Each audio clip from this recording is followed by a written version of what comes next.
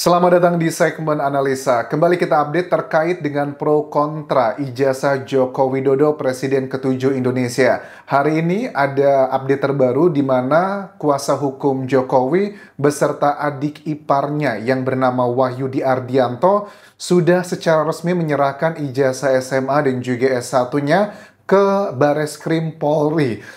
Ini untuk menjawab tantangan dari sejumlah pihak yang mengatakan bahwa kalau Anda sudah melaporkan terkait dengan tuduhan-tuduhan tersebut, ya alangkah baiknya sudah seharusnya Anda juga berkas-berkasnya juga diserahkan. Dan hari ini secara resmi telah diserahkan. Dan di video kali ini teman-teman, ada beberapa statement yang juga menarik. Ini dari salah satu ahli digital forensik di Indonesia yang beberapa kali aku sempat melihat beliau ini pernah menjadi saksi ahli dalam persidangan. Namanya adalah Dr. Sorihul Huda, ahli digital forensik. Salah satu poin yang disampaikan adalah begini teman-teman, bahwa yang namanya ada dugaan palsu terutama untuk ijazah karena ini sedang menjadi perdebatan nasional. Menurut Dr. Sorihul Huda, yang bisa melaporkan terkait dengan dugaan tersebut ada dua orang. Pertama adalah penggunanya dan yang kedua adalah tempat penerbitnya. Pengguna ini maksudnya misalnya gini, kalau case-nya aku nih melamar ke sebuah perusahaan atau ke sebuah tempat. Nah, penggunanya dari jasa yang kupakai ini, mereka yang berhak untuk melakukan pelaporannya. Jadi kita usernya. Yang kedua adalah tempat sekolah di ijazah ini, SMA dan juga universitasnya. Kalau dari pihak universitas atau sekolahnya sudah mengatakan bahwa itu semua adalah palsu ataukah benar, itu sudah menjadi jaminankah? Ini salah satu kurang lebih adalah prosedurnya ya, karena kan ini suka nggak suka akan menuju ke persidangan. Menurut aku dugaan sangat kuat, ini sudah akan menuju ke penetapan tersangka. Suatu yang dianggap palsu atau apa-apa, itu yang boleh laporan kan cuma dua. Apalagi kalau misalkan ijazah, ini saya langsung ke Magma Jaya. Ijazah. Kalau misalkan ada dugaan sebuah ijazah itu palsu, itu yang bisa laporan itu kan juga. Pertama itu perguruan tinggi yang mengeluarkan. Kedua adalah pengguna. Kalau misalkan jadi dua orang itu aja. Lantas kayak sejumlah pihak yang melaporkan Joko Widodo terkait dengan dugaan ijazah palsu, kan alasannya kita tahu ya, kayak Roy Suryo bilang bahwa Jokowi itu adalah pejabat negara, jadi masyarakat umum adalah sebagai usernya. To some extent ini masuk akal. Tetapi kalau ditanya apakah Jokowi itu pada saat sekarang menjabat sebagai pembina ya atau penasehat di Danantara, kuasa hukumnya bilang bahwa itu bukanlah sebuah jabatan yang dikategorikan sebagai pejabat dalam undang-undang kita. Ya biarlah ini menjadi data kualitatif karena ini hanyalah ibarat katanya bumbu-bumbunya aja teman-teman. Dan Roy Suryo pun seperti ini juga sudah mulai paham ya. Aku mencium aroma kayak ada kehati-hatian dari Roy Suryo sekarang ini. Dia berbicara di sejumlah media massa. Di sejumlah wawancaranya, Roy Suryo kan bilang begini bahwa oke lah kalau untuk ijazah katanya, kami memang kayak dalam tanda kutip kayak mengakui ada kelemahannya.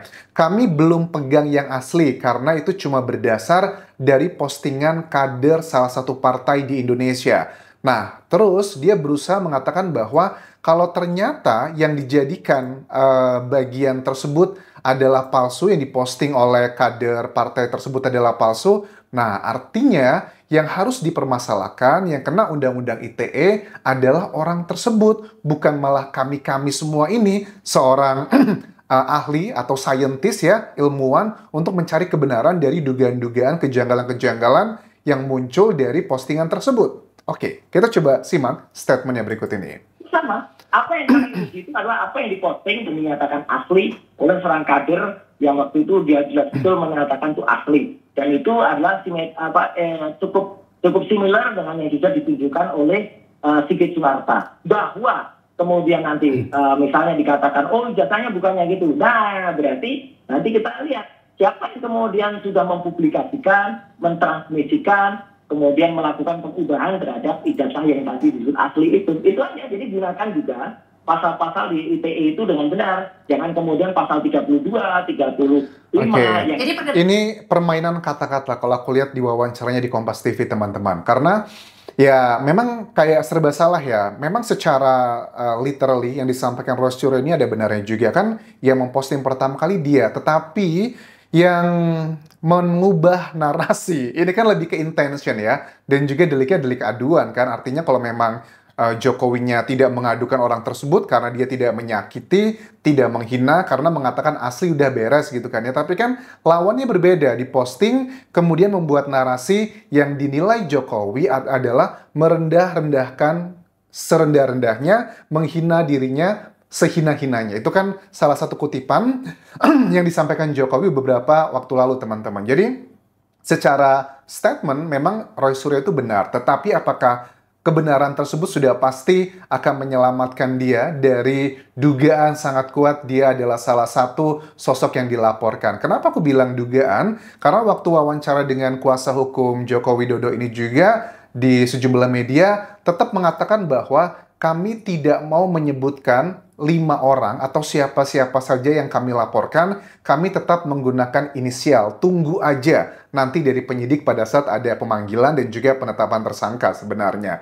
Roy Suryo juga mengatakan bahwa ini adalah bahasa hukum ya. Ini kan kata-kata permainan terminologi, permainan kualitatif begitu. Roy Suryo mengatakan bahwa begini, ada beberapa teman dari kami yang sudah diperiksa di kepolisian, tetapi unik katanya, mereka itu kan statusnya diminta klarifikasi, tetapi pada saat diperiksa, kok status mereka tuh sudah menjadi saksi begitu, karena takutnya kalau sudah menjadi saksi, bisa naik statusnya menjadi tersangka. Itu yang paling dikhawatirkan. Dan statement dari kuasa hukum Jokowi ini mempertanyakan ada 3 poin, teman-teman. Yang katanya kan ada isu terkait dengan uji forensik. Katanya fotonya Jokowi itu yang berada di ijazahnya mirip sama, bukan mirip, tapi adalah milik sepupunya. Terus juga ada uji forensik kayak foto bagian yang kayak matanya, ciri-ciri tubuhnya, menurut ilmu kedokteran, katanya itu adalah berbeda. Terus, dan masih ada beberapa poin lagi. Maksudnya seperti apa? Karena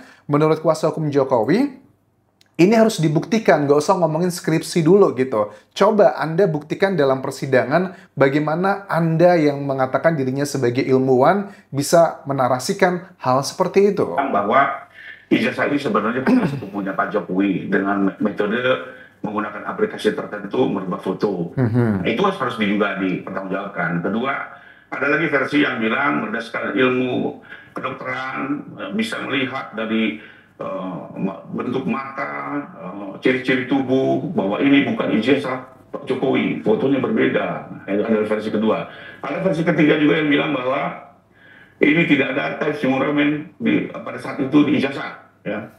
Nah, ini semua kan harus kita uji dulu nih. Nah, ini memang menurut aku juga salah satu kelemahan ya kalau kita ngeliat secara hukum. Karena aku tidak bermaksud merendahkan atau meng-underestimate secara data ilmiahnya. Karena sampelnya, teman-teman, metode sampling yang dipakai itu bukan menggunakan data asli. Misalnya kalau nggak salah yang uji kayak menggunakan aplikasi tertentu untuk mengecek apakah ini adalah editan atau bukan, itu kan yang dipermasalahkan, yang dijadikan bahan untuk samplingnya itu bukan file asli, tetapi adalah capturean yang sudah beredar di media massa, sosial media. Kita sebutnya adalah secondary data, bukan primary data, bukan data utama. Kita dapatkan dari pihak kedua. Nah, mungkin saja kalau yang dijadikan bahan analisanya menggunakan metode tertentu atau aplikasi tertentu adalah data yang real, yang original, bisa aja hasilnya berbeda. Tetapi karena metode samplingnya itu pengambilannya keliru, nah, ini menjadi salah satu poin yang aku sangat khawatir begitu, bahwa dugaannya kalau memang yang dimaksudkan adalah Roy Suryo dan kawan-kawan yang dilaporkan, aku tidak mau sebenarnya secara pribadi melihat mereka-mereka ini masuk gitu ya, menjadi tersangka atau bahkan sampai masuk penjara gitu. Karena bagi aku nggak penting lah hanya gara-gara, mohon maaf ya, hal seperti ini kita kehilangan orang-orang yang cukup vokal di sosial media yang notabene kita butuhkan buat beberapa hal, terutama yang berhubungan dengan kebutuhan publik, teman-teman. Terus juga terkait dengan Time News Roman yang disampaikan juga bahwa tahun 85 itu belum ada Time News Roman. Kuasa hukum Jokowi, kita lihat dia bilang bahwa itu sudah ada digunakan di Eropa itu sejak tahun 1930. Kalau Jokowi kan lulusnya itu dari UGM S1-nya di tahun 1985. Sementara di Indonesia katanya sejak tahun 70-an itu sudah digunakan di Indonesia juga. itu adalah alibinya. Kita lihat nanti nih bagaimana penjelasan dalam persidangan. Termasuk salah satu poin yang saat ini sedang viral ya di sosial media. Aku lihat ada kedatangan Jokowi waktu ke Polda Metro Jaya. Itu kan Jokowi diterima di tempatnya itu di pos kehilangan ya, Polda Metro Jaya. Nah, ini ada beberapa narasi, kayaknya orang-orang yang kontra dengan Jokowi mengatakan, loh kok ke Polda Metro Jaya laporannya malah ke pelayanan kehilangan gitu? Apa jangan-jangan mau melaporkan bahwa ijazahnya itu hilang? Ya kita nggak tahu nih, kita harus mendengarkan klarifikasi dari pihak kepolisiannya. Apa mungkin ada cerita yang belum tidak kita ketahui dari sini? Kehilangan apa? Tapi kalau memang kehilangan, bukankah hari ini kita sudah lihat kuasa hukum Jokowi beserta adik iparnya sudah menyerahkan ijazah baik itu SMA dan juga S1. Jadi kalau dibilang itu kehilangan, bertolak belakang sekali dengan hari ini. Nah, kemudian juga kalau kita kembali terkait dengan keterangan Dr. Solihul Huda, ahli digital forensik mengatakan bahwa begini, dalam uji forensik itu akan menguji barang bukti yang dibawa pelapor, which is hari ini sudah dilakukan ya, nanti akan diuji ijazah tersebut. Nah, kalau laboratoriumnya sendiri, hasil labnya yang dilakukan pengujian forensik, kemudian mengatakan bahwa ijazah tersebut adalah benar, asli, kan yang akan dicek kalau ahli forensik mengatakan ada sejenis kayak bahan kimia tertentu untuk mengecek nih tintanya usianya berapa lama, kertasnya usianya berapa lama. Kalau di tahun 1985, ya kita bisa hitung mundur lah, berarti kalau 85 itu sudah hampir 40 tahun yang lalu ya lulusnya. Apakah usianya dari tinta dan juga kertas tersebut kurang dari 40 tahun atau lebih dari 40 tahun. Kalau lebih dari usia yang seharusnya itu masih masuk akal. Karena kan bisa aja nih dipakainya tahun 85 tetapi kertas atau tinta tersebut itu sudah diproduksi 5 tahun sebelumnya. Mungkin. Itu kan kalau untuk lebih tua masih masuk akal. Tetapi kalau ternyata hasil usia dari tes bahan kimia tersebut ternyata itu lebih muda atau setelah tahun 85, ini menjadi salah satu poin yang dikatakan dari Dirpitidum Bareskrim Polri, Brigjen Juhan Dani Rahardjopuro, yang mengatakan bahwa proses penyidikan saat ini itu sudah 90%, dan kalau 10% yang terakhir adalah bagian laboratorium itu tidak identik, ini akan merubah hasil penyidikan yang 90% tersebut. Interpretasiku adalah 90% tersebut karena dilihat adalah dari keterangan saksi sepertinya ada 31 orang diperiksa, ada dari pelapor atau pengadu, rektor, rekan SMA, dan juga kuliah Jokowi. Cenderungnya adalah 90% itu indikasi hasilnya sepertinya dikategorikan sebagai asli. Karena dikatakan kalau 10% dari hasil laboratorium ini tidak identik karena akan dibandingkan dengan ijazah koleganya Jokowi di tahun yang sama, tidak identik, berarti itu akan merubah semuanya. Nah, jadi agak-agak ngeri sedap nih, penentunya adalah di 10% ini, karena kalau nanti, makanya Roy Suryo aku lihat di beberapa wawancaranya bilang bahwa kalau ternyata skripsinya dan juga kalau ijazah udah clear yang tadi ya, kalau skripsinya yang dijadikan bahan analisa itu berbeda dengan yang saya dapatkan dari pihak UGM, itu artinya apa? Ada konspirasikah yang mungkin sengaja mau menjebak dia dan sebagainya? Ada banyak possibility-nya dan kemungkinan besar ini akan menjadi panjang lebar, teman-teman. Coba kita simak penjelasan dari ahli digital forensik terkait dengan mengatakan bahwa kalau seandainya sudah ada konfirmasi dari pihak yang mengeluarkan dari ijazah terutama, ya artinya sudah dikategorikan itu sudah asli gitu. Kan mereka pemiliknya, mereka penciptanya maksudnya. Jadi ngapain diragukan lagi? Jauh yang saya tahu, kalau yang berhak menyatakan bahwa ini adalah asli dan tidak mengatakan itu asli, ya sudah selesai. Selesai ya Pak sebenarnya ya. Ya sudah selesai. Oke. Terus kalau dia bilang ini palsu gini-gini loh, dasarnya apa? Wong dia yang punya, yang mengeluarkan, yang artinya kan bahasanya kan ya begitu kan ciptaan dia. Iya. Yang menerbitkan ya. Nah, ini adalah salah satu wawancara di Tribun ya teman-teman ya. Menurut aku juga secara logika memang masuk akal. Cuman kan kita paham, masalahnya di Indonesia kadang tidak linier. Aku paham dengan sistem kita yang masih cukup tinggi ya tingkat KKN-nya, korupsi, kolusi, nepotisme. Apakah ada potensi Anjas nanti terjadinya manipulasi-manipulasi karena ada sebagian masyarakat yang kontra dengan Jokowi juga menduga bahwa apa jangan-jangan pihak UGM ini juga bermain-main dalam tanda kutip. Makanya masalah kredibilitas juga dipertanyakan. Ini bakal menjadi serba salah kalau dari saksi atau alat bukti yang ada 5 kan ya, keterangan ahli, keterangan saksi, keterangan terdakwa, petunjuk dan juga surat, itu kan lebih kepada bagian yang sifatnya kayak subjektif lah keterangan-keterangannya. Tapi kalau hasil laboratorium, walaupun itu nanti jatuhnya adalah ke keterangannya ahli ya, kan bisa lebih make sense. Makanya Roy Suryo kan bilang bahwa harusnya maunya dia adalah pada saat nanti sudah ada keputusan dari pihak kepolisian, kalau itu dikategorikan asli, terutama untuk skripsi, berikan saya juga sampelnya. Saya akan melakukan penelitian atau mengajukan kayak tandingan lah. Dan dia bilang bahwa harusnya ada pihak independen dalam kasus ini untuk mengeceknya. Karena kan ini akan diuji secara ilmiah. Independen itu kategorinya adalah perkumpulan dari sejumlah universitas di Indonesia, bahkan kalau bisa sampai ke luar negeri.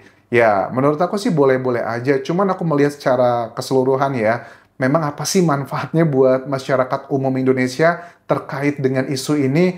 Ngapain sih dari pihak kepolisian ngeluarin uang banyak-banyak, ngirim sampel ke luar negeri? Itu semua nggak gratis ya. Itu semua adalah hasil dari pajak orang Indonesia untuk melakukan proses seperti ini. Cuman ya, tetap pasti bakal ada pro dan kontra. Biarkanlah saja prosesnya sudah berjalan. Dan aku juga berharap dari pihak kepolisian kalau nanti sudah ada hasil laboratoriumnya, kita pengen lihat deh penjelasan secara detailnya. Bahan kimia apa yang dipakai, menunjukkan berapa tahun. Aku yakin banget kalau itu terbuka prosesnya, di Indonesia juga banyak tuh teman-teman arkeolog bisa mengecek kan ya. Kayak misalnya candi ini, batu ini usianya sudah berapa ribu tahun, cairannya apa yang dipakai, metodenya, tekniknya. Kalau ada yang janggal, pasti bakal banyak orang juga berteriak. Jadi nggak perlulah ada pembanding atau sampai dibawa ke luar negeri, kita juga sanggup kok. Cuma masalahnya adalah transparansi. Mudah-mudahan dari pihak kepolisian nanti transparan bagaimana proses pengujiannya, dibuat sedemikian rupa agar kita teryakinkan. Dan aku juga mencium aroma sepertinya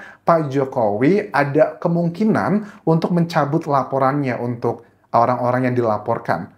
Karena kalau aku lihat beliau tetap melaporkan, ada efek buruknya juga, kesannya kayaknya semena-mena. Tetapi kita lihat nanti, karena waktu aku tanya, aku lihat ya dari keterangan kuasa hukumnya Jokowi bilang bahwa apakah mungkin ada dicabut gitu laporannya, belum ada statement resmi dari kliennya, dan kita lihat nanti ke depannya seperti apa. Terima kasih sudah menonton, sampai ketemu lagi di video berikutnya. Tinggalkan like dan juga komen, subscribe channel YouTube ini, follow Instagram, Facebook pageku, dan juga akun TikTok di Anjasa Asmara. Sampai jumpa.